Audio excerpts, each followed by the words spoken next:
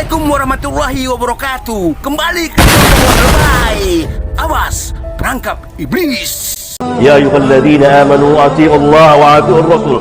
Berulang kali Allah Subhanahu wa taala perintahkan kita untuk taat kepada Allah dan taat kepada Rasul. Atiiullaha atiiur rasul. Wa ma atakumur rasul fakhuduhu wa ma nahakum anhu fantahu. Apa yang Rasul berikan ambil, apa yang Rasul larang jauhi. Tanpa mereka tahu dari mana asalnya. Mereka hanya ikut-ikutan saja. Mereka tidak bertanya apa yang Allah firmankan, apa yang Rasul sabdakan. Qala Allah, qala Rasul. Bukan kata fulan, kata fulan, kata fulan, kata guru saya. Tanya dari mana datangnya. Karena bapak kita, kakek kita, guru kita bukan Nabi. Yang Nabi adalah Muhammad sallallahu alaihi wasallam, yang Rabbuna perintahkan kita untuk mengikutinya.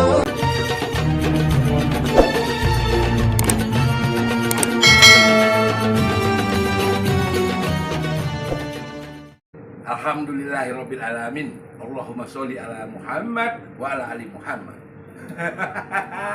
Kita bahagia, gembira dalam rahmat Allah.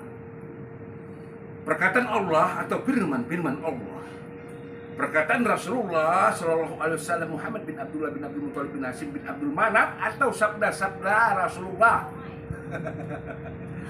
Banyak orang risih, alergi mendengar hadis Nabi. Kalau nyampaikan hadis nggak lengkap lagi. Bid'ah. Rasul sudah mengatakan, Rasulullah sudah mengatakan, urusan ibadah lihat bagaimana aku. Tapi kalau urusan dunia, engkau lebih tahu. Ini kan artinya gampang ya. Gampang artinya ini. Mudah kali artinya ini. Urusan ibadah, lihat Rasulullah. Bagaimana Rasulullah beribadah. Tapi kok urusan dunia, engkau lebih tahu, kata Rasulullah. Rasulullah nggak tahu urusan dunia. Nggak tahu Rasulullah urusan dunia. Hebat ya. Kemudian Rasulullah berkata dalam hadis yang lain, sebaik-baik perkataan kitabullah Al-Quran. Sebaik-baik petunjuk Muhammad. Seburuk-buruk perkara yang diada-adakan. Tiap-tiap yang diada-adakan sesat. Di hadis yang lain lagi, tiap-tiap kesesatan tempatnya di neraka. Ini kata Rasulullah, bukan kata para ulama poros Nabi. Jadi kalau ada ulama poros Nabi menyampaikan hadis ini, wow, kepanasan itu ahli bid'ah. Ahli bid'ah, kepanasan. Berisi, gerah. Perkataan bid'ah dari Rasulullah, bukan dari manusia. Insya Allah. Makanya memahami hadis berdasarkan hati yang ikhlas, mukhlisin, otak, akal yang jernih dan sehat. Jangan menuruti hawa nafsu. Jangan. Sebagaimana para sahabat-sahabat Rasulullah yang dijamin masuk surga, maka mereka disebut dengan gelar yang mulia. Radhiyallahu anhum. Allah ridho kepada mereka. Mereka juga ridho kepada Allah.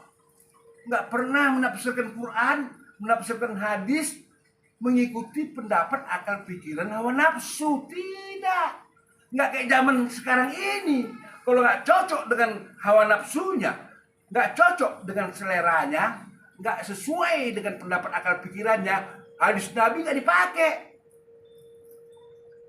Yang mereka pakai perkataan-perkataan gurunya, perkataan-perkataan kiainya, habaibnya, mursyidnya, tuan-tuan gurunya. Itu yang lebih utama bagi mereka. Mengerikan memang. Yuk lebih jelas lagi kita dengar dialog-dialog mereka ini. Apa sih yang dibahas mereka? Kalau Nabi Muhammad SAW tidak pernah lakukan maulid, kenapa Anda lakukan? Apa maunya?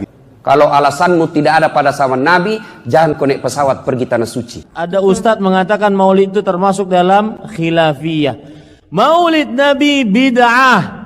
Pelakunya ahli bid'ah. Ini kan banyak orang belajar agama bikin takut-takut, Pak. Seolah-olah dia saja punya surga. Sedikit-sedikit bid'ah, masuk neraka. Nenekmu punya neraka, bos. Gak pernah ada riwayat Nabi mengadakan maulid Nabi, gak pernah ada. Sama sekali. Dan Nabi berdakwah berapa tahun? 23 tahun. Nggak pernah ada riwayat Nabi mengadakan peringatan maulid. Bagaimana Anda mau tahu cara Nabi tidur kalau tidak pernah tahu sejarah Nabi? Gimana kita mau teladani Nabi?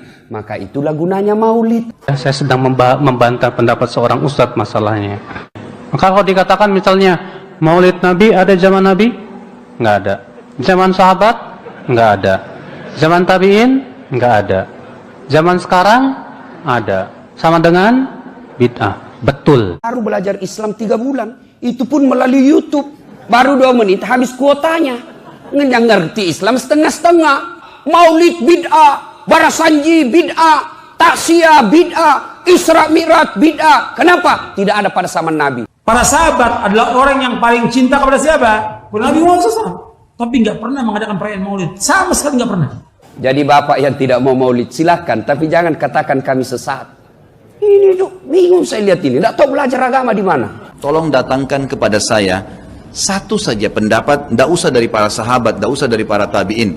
4 orang imam saja, Imam Ahmad, Imam Malik, Imam Syafi'i, Imam Abu Hanifah, ada enggak satu saja statement mereka yang suruh buat maulid? Coba datangkan kepada saya.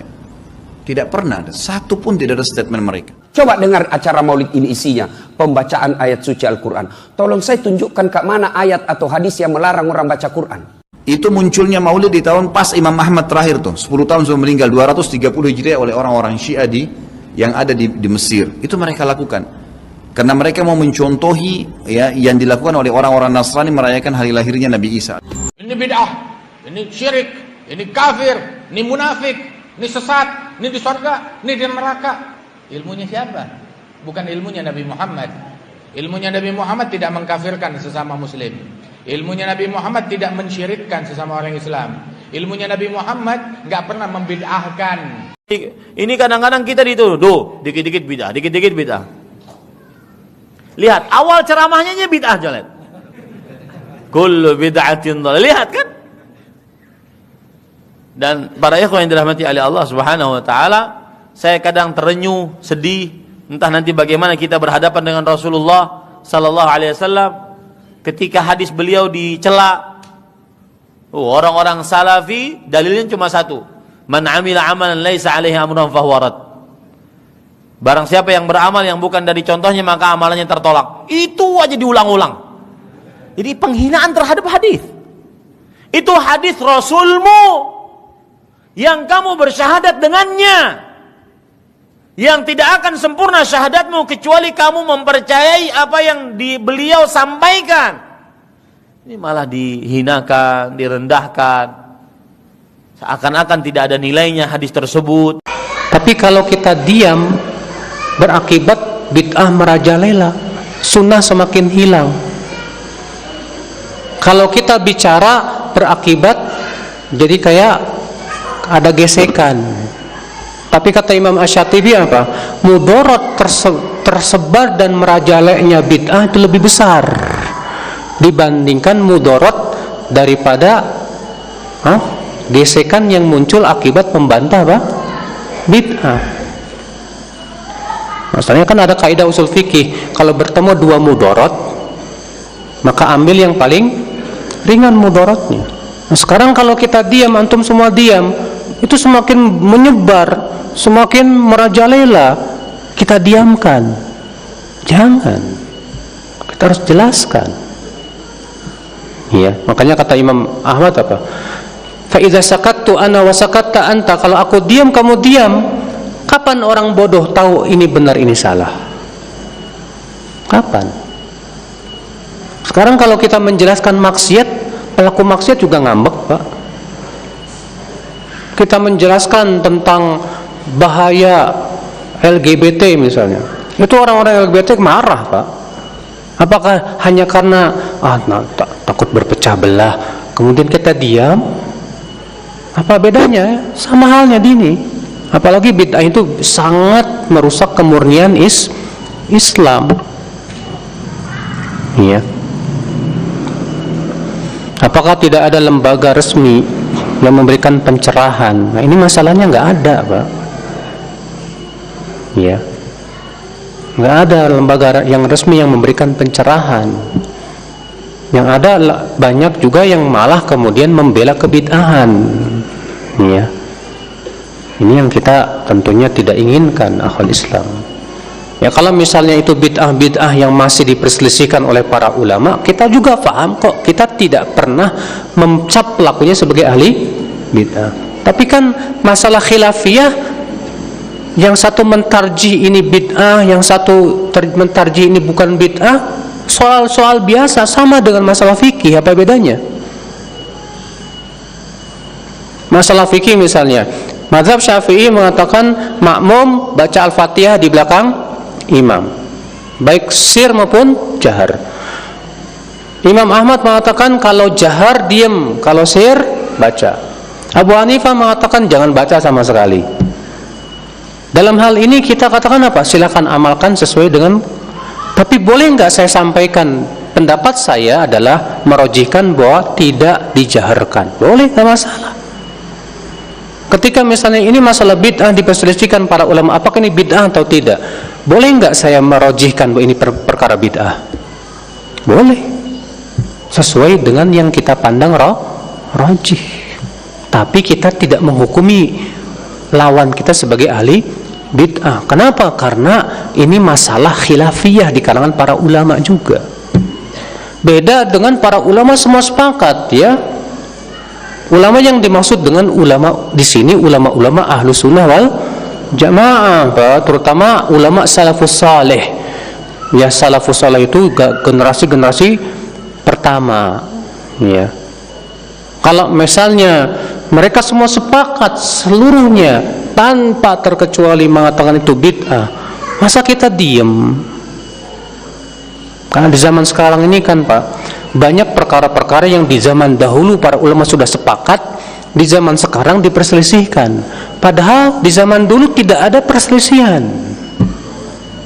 Di zaman sekarang terjadi perselisihan, dianggaplah ini masalah khilafiyah. Padahal setelah kita cross check, kita gali-gali, di zaman dahulu nggak ada perselisihan. Nggak ada. Ini yang penting harus kita pahami, ya. Wahabi Ustadz bilang sesat. Mana dalilnya Ustadz? Kalau kami bilang setiap bid'ah sesat karena ada hadis Nabi yang begitu bunyinya. Ya, Wahabi itu kan nggak salah. Wahabi. Cuman Nabi mengatakan setiap bid'ah sesat. Siapa yang bilang itu? Nabi. Setiap bid'ah kata Nabi sesat. Baru kita tanya, bid'ah itu apa? Kata Nabi, kullu muhdas bid'ah. Setiap yang diada-adakan bid'ah. Kata Nabi, setiap bid'ah sesat. Berarti setiap yang diada-adakan sesat. Paham nggak ini? Kata Nabi, setiap bid'ah sesat. Ya, maka orang Wahabi komen, tidak ada bid'ah yang nggak sesat. Karena kata Nabi setiap bid'ah sesat. Baru kita tanya, bid'ah itu apa? Kata Nabi, kullu muhdas bid'ah. Setiap yang diada-adakan bid'ah. Setiap bid'ah sesat. Berarti kalau kita tarik kesimpulannya gimana? Setiap yang diada-adakan sesat. Siapa yang bilang? Nabi. Udah. Ada hadis lain, Nabi juga bilang, siapa yang mengada-ngada. Tadi kan setiap yang diada-ada sesat. Di sini Nabi bilang, siapa yang mengada-ngada dalam urusan kami ini, ma laisa minhu, sesuatu yang enggak ada darinya, fahuwa raddun, maka ditolak. Di sini Nabi membagi ahdas itu, mengada-ngada itu dibagi.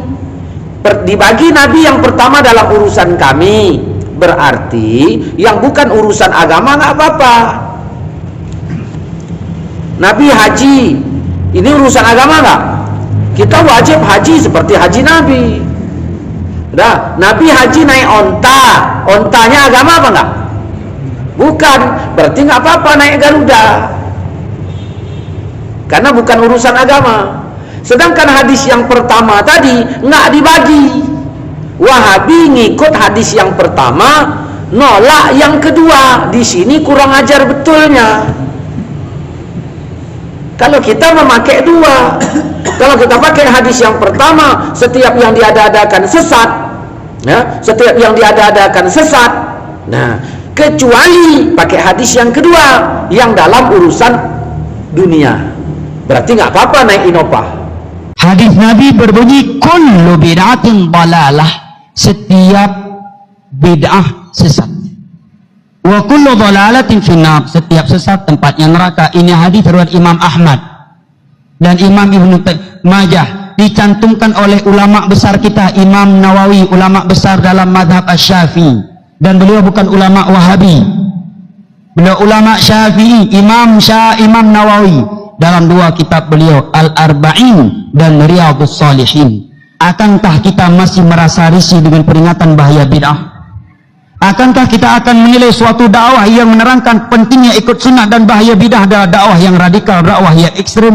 Kalau demikian berarti yang mengajarkan radikalisme dan ekstremisme adalah Nabi SAW, karena yang pertama kali mengucapkan kata bid'ah adalah sesat adalah Nabi Muhammad SAW. Adakah yang lebih santun daripada Nabi Muhammad?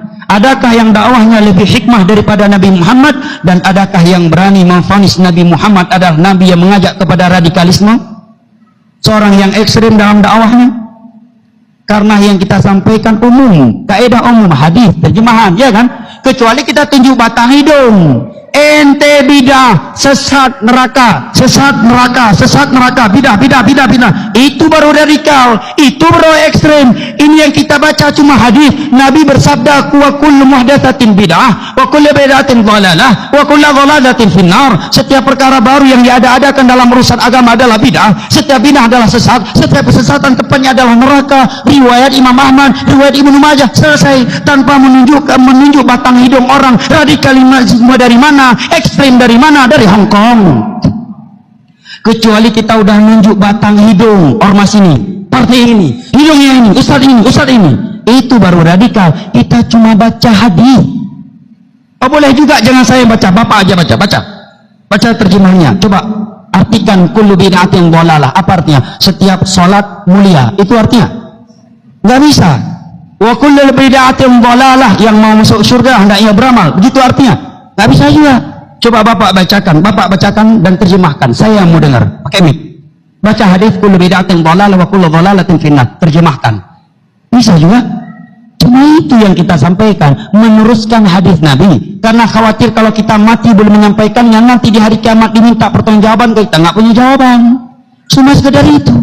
Dan tujuan kita menyampaikannya adalah agar umat Islam ini benar-benar meneladani Rasulullah dalam ibadah mereka dan dalam akidah mereka. Karena Allah yang telah berfirman, laqad kana lakum fi Rasulillahi uswatun hasanah.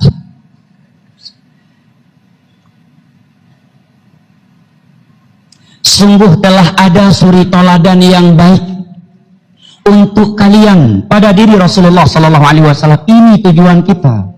Bukanlah tujuan kita untuk memvonis neraka kepada orang. Bukan untuk mengkapling-kaplingkan surga. Itu murni hak Allah Subhanahu wa Ta'ala.